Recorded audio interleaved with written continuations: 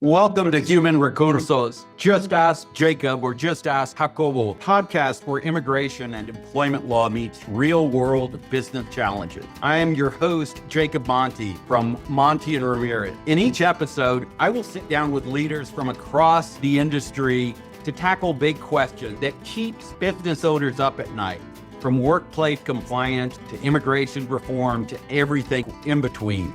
My guests bring questions, and I bring over 30 years of experience helping employers navigate these issues. If you're a decision maker navigating today's labor and immigration landscape, you're in the right place.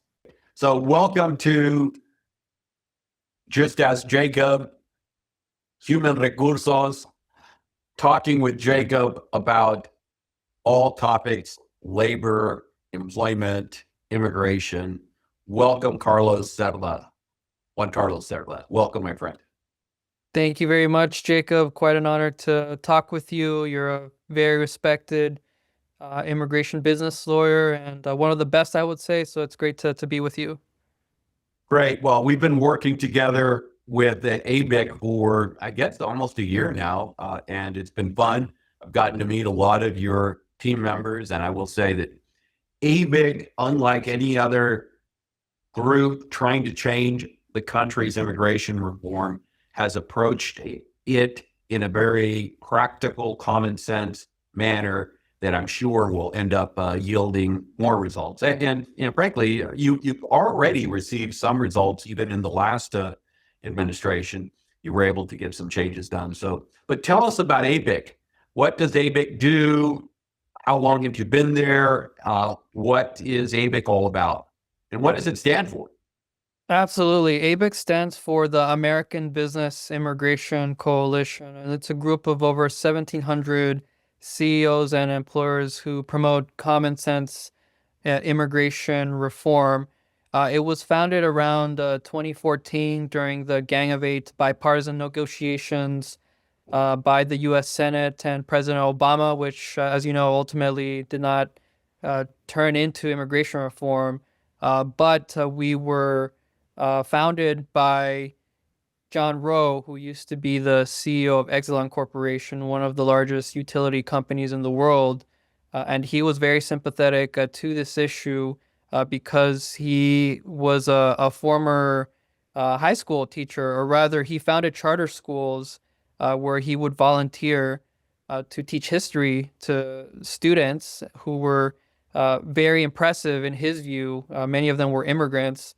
And so he found out when he would offer them jobs that many of them were undocumented. Many of them were so-called dreamers, people who came to this country as children but cannot legally work and don't have a permanent legal status. And so he, along with our co-founder Joshua Hoyt, who was an immigrant advocate for many years, they both co-founded ABIC. It's now in over 17 states like Texas, New York, Illinois, California, Florida, Utah, North and South Carolina, Idaho, pretty much every state on the map except for a few states like Montana and Wyoming. And we have some very prominent business leaders on our board, like Woody Hunt, the senior chairman of Hunt Companies, based in El Paso, one of the largest real estate companies in the country. Andrew Tisch, the co-chairman of Lowe's Corporation, which owns Lowe's hotels in places like Arlington. If you've ever been to the Cowboy Stadium, you'll see the Lowe's Hotel and the Live by Lowe's district right next to the Cowboy Stadium. And we also have some very prominent business leaders on our board as well, like Carol Siegel, co-founder of Crate and Barrel Furniture Stores, and Senator Bob Worsley, who founded Sky Mall, if you remember back in the days, the Sky Mall magazine in the back of airplane seats. So that's a little bit about our organization. Wow. So I didn't realize that it actually got started in the Obama era. And, it has a long history of trying to bring common sense to this broken immigration system that frankly has been broken under both parties, right? Yeah, actually, what really got ABIC to take off was not only the failure of the 2014 Gang of Eight bill, but also just conversations that we had with people who were involved in the fallout of that legislation. For example, Speaker Paul Ryan, who told us why he thought that the bill failed in the first place, which was we needed the business community to really speak up in favor of immigration reform legislation. And when President Trump first took office in 2017 and ended DACA, that really opened up the eyes of a lot of business leaders to the real damage that harsh immigration rhetoric and actual anti-immigrant policies could have on businesses. So that is the you could say the powder keg that really got ABIC to recruit large numbers of business leaders who had immigrant workers legally authorized to work in the case of DACA recipients. And so that year's where we really took off. And it wasn't until a year later that I was hired by our CEO, Rebecca Shee, because they had an event in Dallas with then Mayor Mike Rawlings and with the Dallas Regional Chamber about DACA. I was just coming off as an immigrant rights organizer with the Texas Organizing Project, educating immigrants about anti-immigrant laws like SB4, show me your papers laws like SB4. And so I was invited to share my story as a DACA recipient, and they really loved my story and helped me, and they asked me to help build business support for immigration reform, first in Dallas-Fort Worth and now throughout the state of Texas as the Texas State Director. That's awesome. Juan Carlos, so you've been with ABIC since 2016? I've been with ABIC 7 years, since December of 2018. Wow. Wow, that is impressive. And you're a DACA yourself. Tell us a little bit about where you went to school and what some of the issues you've dealt with as a DACA American. Sure thing. So I came to this country when I was 3 years old in 1995 with my family from the state of San Luis Potosí, Mexico. And we came to find a better life. I grew up in North Texas in the Dallas area. My parents were undocumented for 27 years until very recently when my youngest brother, who is a U.S. citizen, was able to sponsor them for green cards. I was also undocumented for about over 12 years. Nevertheless, I did well in school. I was salutatorian of Grand Prairie High School in the Dallas area.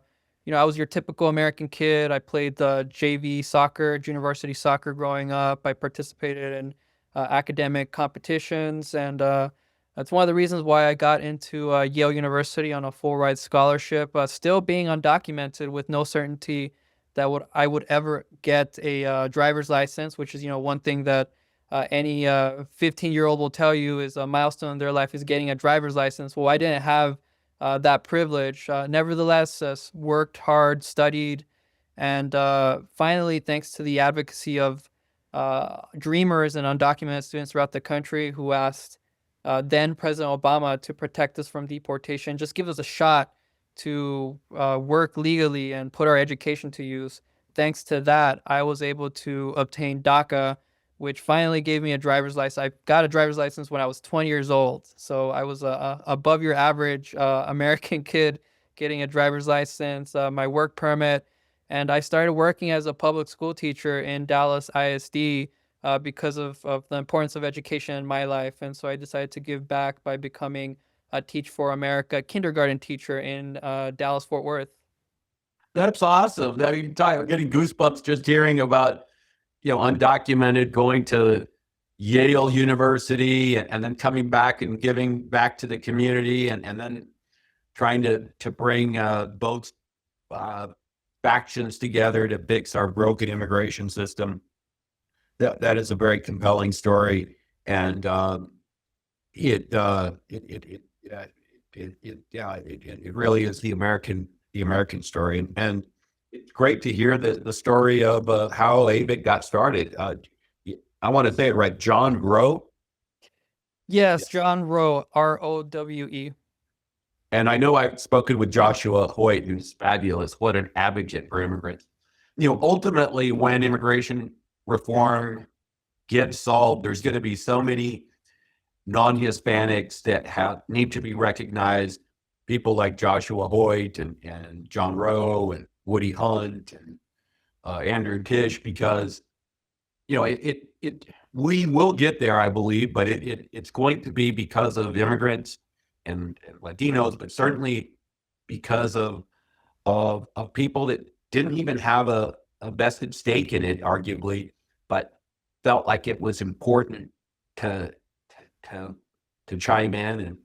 And I think about even people like Massi Villarreal, who is not an immigrant, born in the U.S., but his dad was an immigrant, and he has championed the ABIC message fiercely because of his dad's heritage, and so many people have been working hard on this issue. And well, we're now in 2025. The new administration has started some unprecedented enforcement initiatives, and they've also secured the border. I mean, let's talk about that. Can you speak to how secure the border is now?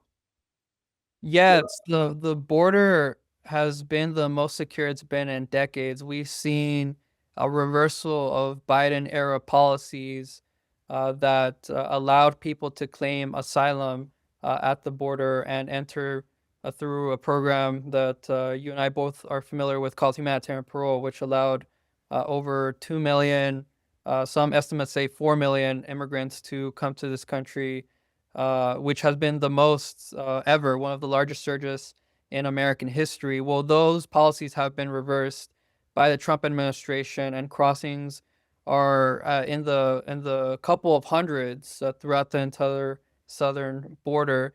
So what that means is that essentially President Trump has delivered on his promise to secure the border, and that has created opportunities for conversations on securing what we call America's workforce, the workforce that is already inside the country, has been paying their taxes, has been abiding by the law, and by and large are in essential industries like construction, hospitality, agriculture, and manufacturing. And so we recently had two fly-ins to DC in March and in December to deliver this message to Congress and to the administration that now that the border is secure, it is time to secure America's workforce. And surprisingly, we've had a lot of reception from members on both sides of the aisle, Republican and Democrat, who agree that Trump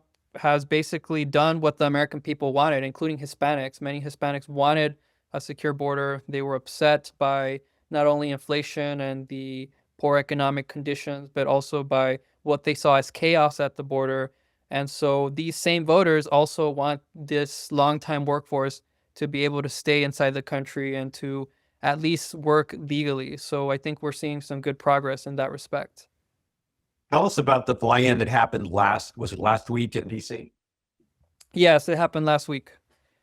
Yeah, it was a great fly-in. We met with over 214 congressional offices. Over 100 of those meetings were with Republicans. About 50 or so of those meetings were with Democrats. We met with some high-profile U.S. senators and representatives, including Senator Bernie Moreno, Republican from Ohio, Ruben Gallego, Democrat from Arizona, and Republican Mike Young from Indiana, just to give you a sense of some of the important legislators who are engaging in conversations about securing America's workforce. And the takeaways from this visit to Congress and Capitol Hill was that President Trump still needs to lean in to this issue. If he blesses any immigration deal, most members of Congress on the Republican side will will step in line. They will support these efforts. In fact, we had many private conversations with Republican offices where they said they do support President Trump's comments on not only securing the border, but providing some kind of work permit program for workers in hotels, farms, and restaurants. So that was takeaway number one. Takeaway number two was that there are discussions on the Hill about codifying President Trump's border security policies, which, as you know, these are just things that the administration can do unilaterally. These are rules, these are regulations, these are executive orders. Those can be rolled back by any future American president. So there is interest among the Republican side to codify these border security provisions. There's a bill called the Secure the Border Act that was passed in 2023 under a Republican-controlled House. It didn't pass the Senate. That is of interest to Republicans.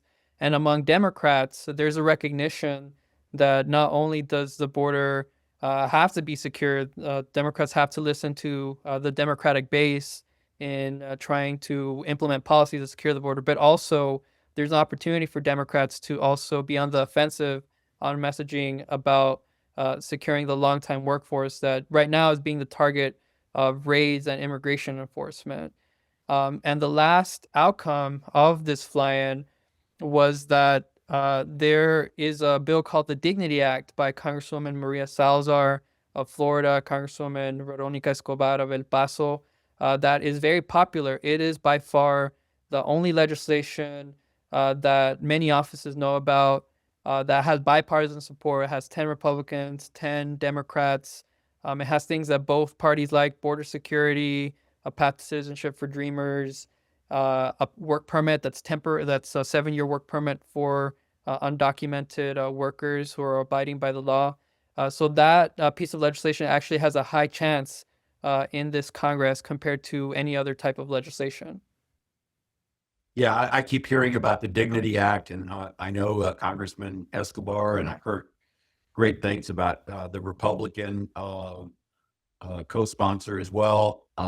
This seems to be getting more traction, and the nice thing is the bar is so low that we're talking about work permits, right? I mean, essentially for most of the people, work permits that can't be lost if the person commits a felony or if the economy changes.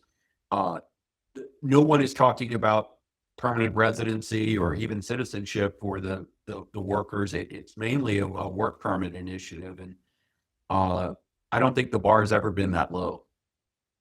Yeah, I think ultimately there's a conflict, or there's a back and forth among policymakers on Capitol Hill about what to do with the existing immigrant population, those people who have been here decades, have been paying their taxes, and by and large have been abiding by the law. At the same time, there's the question of, well, how do we ensure that unlawful immigration doesn't happen again? And for many years, the idea was, well, these folks should get a path to citizenship, and that has changed because one, the border is now secure. Two, we have still economic problems like inflation. We have shortages in the supply chain. And we have a world where now tariffs are being discussed very recently. I mean, you had negotiations between Trump and the premier of China about tariffs. And so the question is what to do about this existing population. And really what this population needs is just some sort of certainty, because right now the most important thing is this sense of fear in the immigrant community. You have people who are not showing up to work. They're cutting their work hours.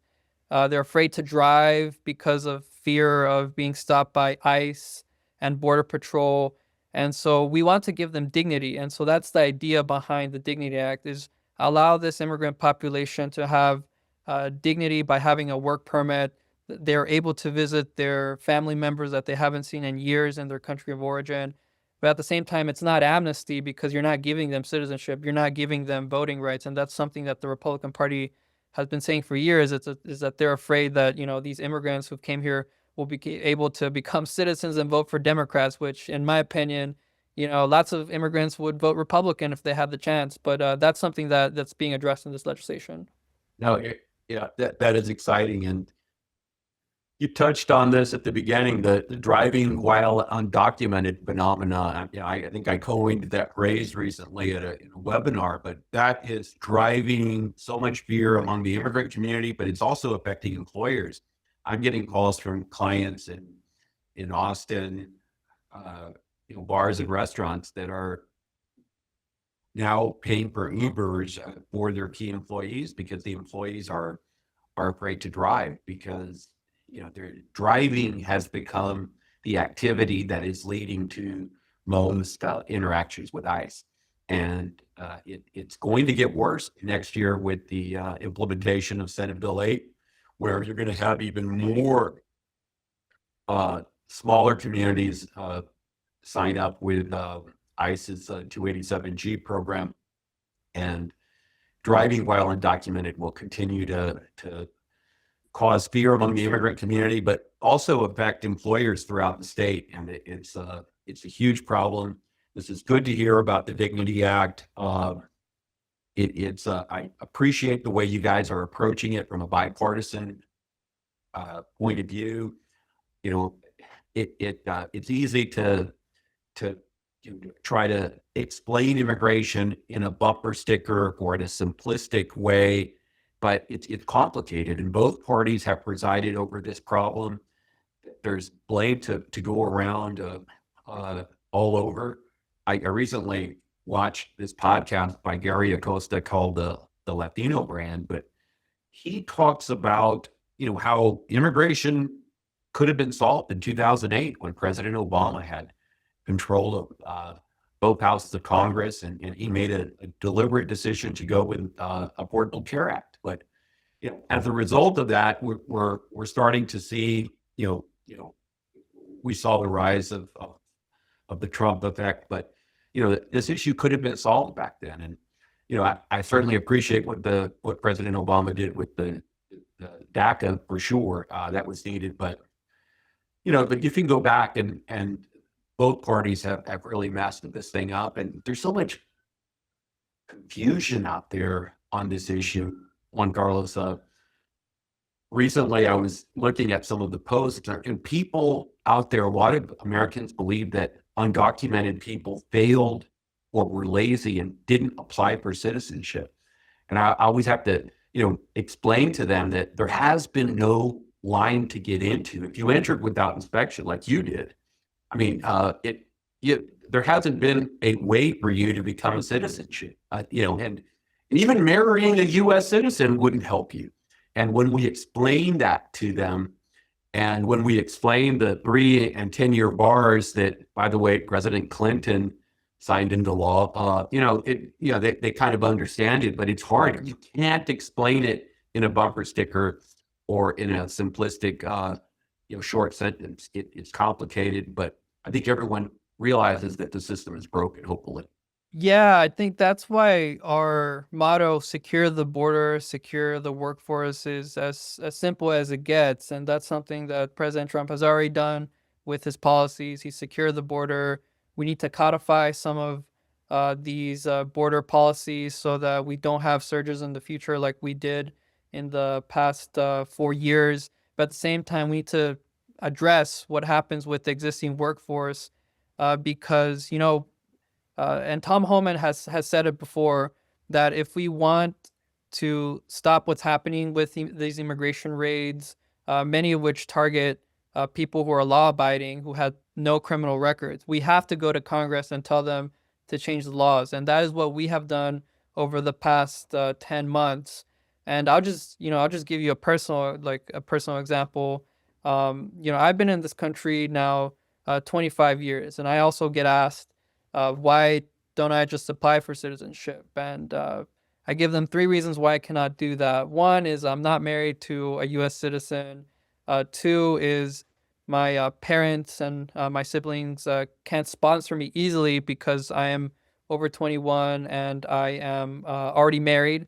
And then 3rd is my employer has not been able to sponsor me because of uncertainty in the immigration laws that would require me to leave the country, and then there would be no certainty that I would be able to enter legally, so I could potentially leave the country and never come back. So Those three reasons are why there has to be a legislative solution to the DACA program. As you know, it's currently under litigation right now. We're going to hear from a Texas judge next month. November the 24th is when he will hear arguments against the DACA program. And if the work authorization for Texas DACA recipients like myself is ended, we're talking about 89,000 DACA recipients who would lose their ability to work legally and would potentially have to move to another state in order to qualify for work authorization. So that is what's at stake here. And we have polling that shows the popularity of DACA recipients and also longtime essential workers. We did a poll with the Terrence Group, which does polling for the National Republican Senatorial Committee, showing that 78% of Republican primary voters, 84% of Hispanic voters, and 83% of general election voters support the concept and President Trump's recent comments on a work permit program for workers on hotels, farms, and restaurants. So there is that broad support publicly. It's just that members of Congress need to hear the message more consistently. Everything that the administration and Congress is doing on immigration policy, they're doing it through will they stay in office after 2026? Will they win the 2026 midterm? So we have to be able to show them that, yes, voters care about this issue. They want pragmatic solutions. They want the simple, message, secure the border, secure the workforce.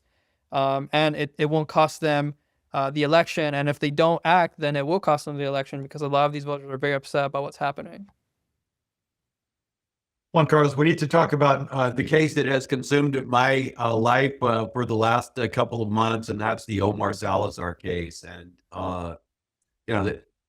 we continue to advocate and represent Omar Salazar, but a recent post that I put out on LinkedIn describes what happened to him. But this is a law-abiding young man, never been in trouble with the law, made an unsafe turn in Lubbock, and now has been detained. This is an SMU honors graduate, valedictorian of his class from East Dallas, probably not too far from where you grew up.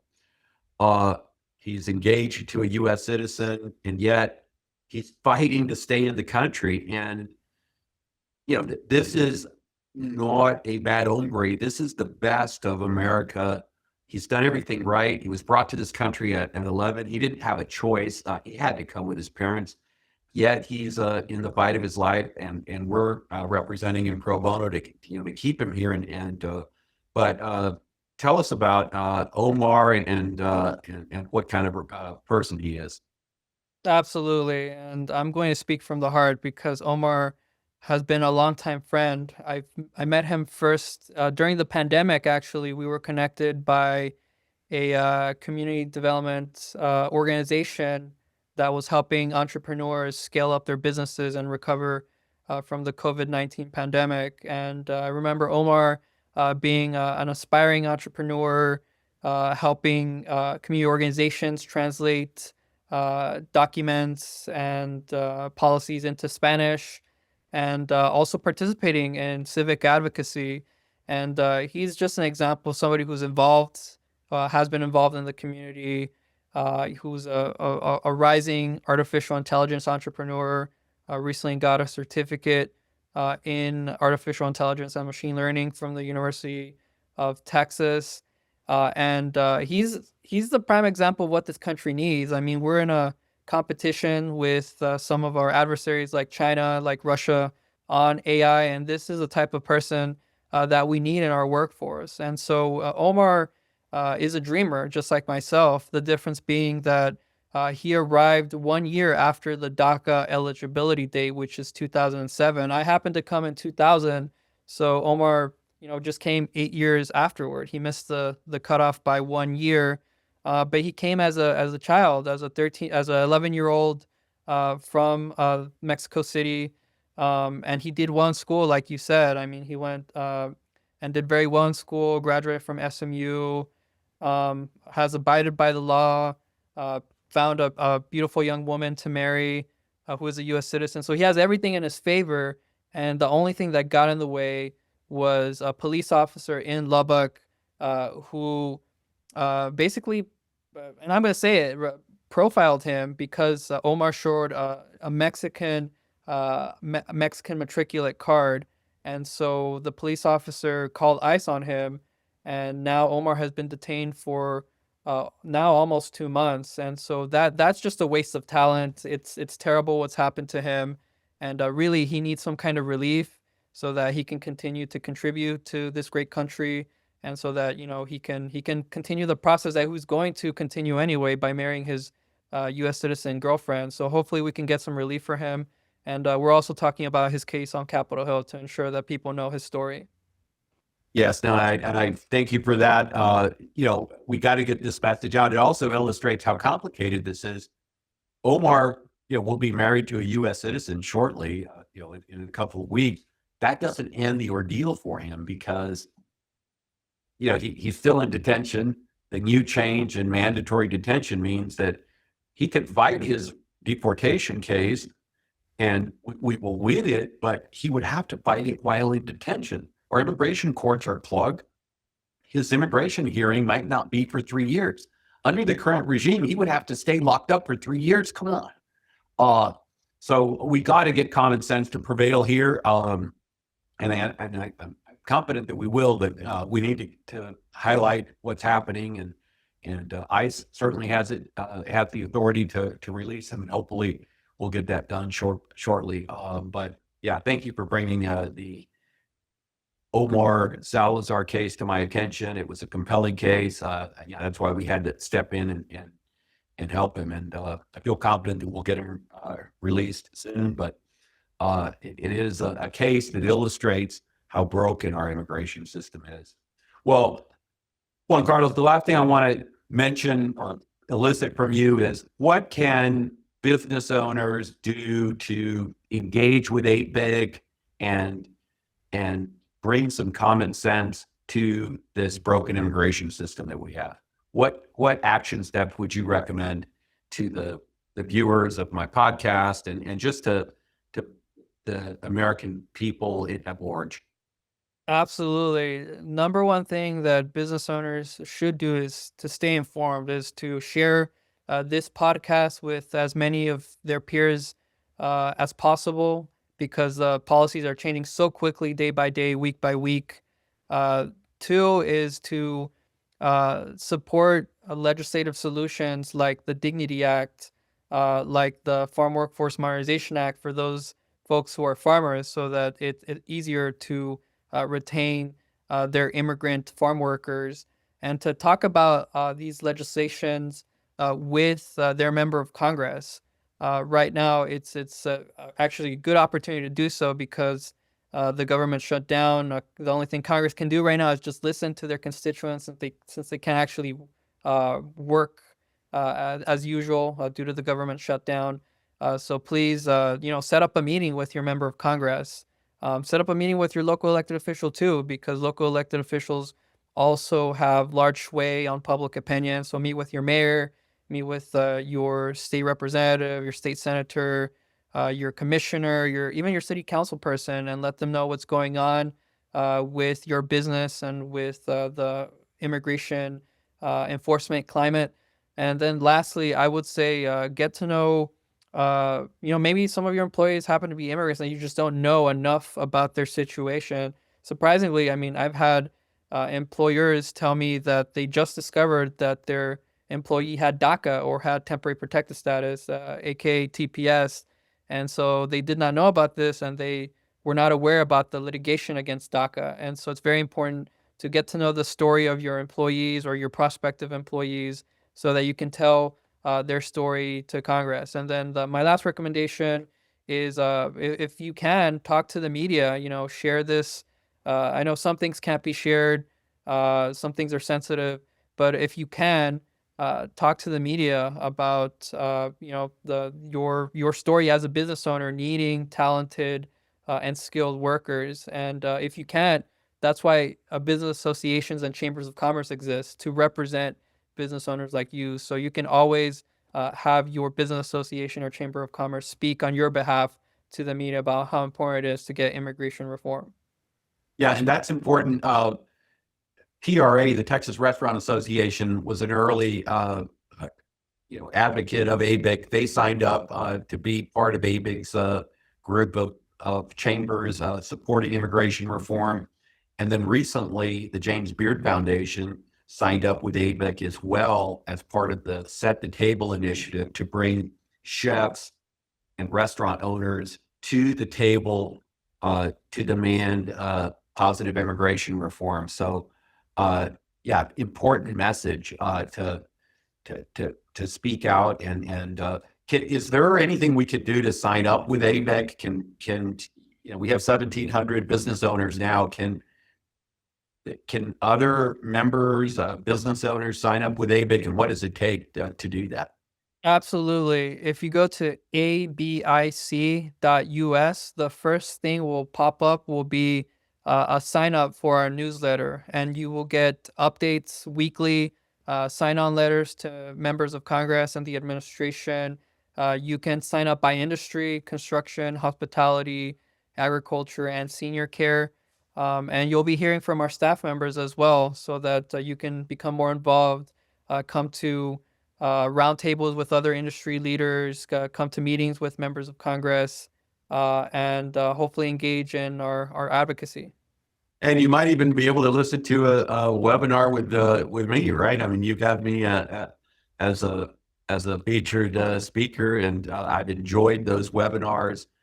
I get a big energy boost after presenting because there's a lot of misinformation out there, and I love educating employers on their do's and don'ts. So great. Thank you for taking time to talk to me, Juan Carlos. Thank you for your passion. Thank you for what you're doing for America. I know you love America. You're a DACA American, and thank you for everything you do for our country. Thank you very much, Jacob. A pleasure being with you.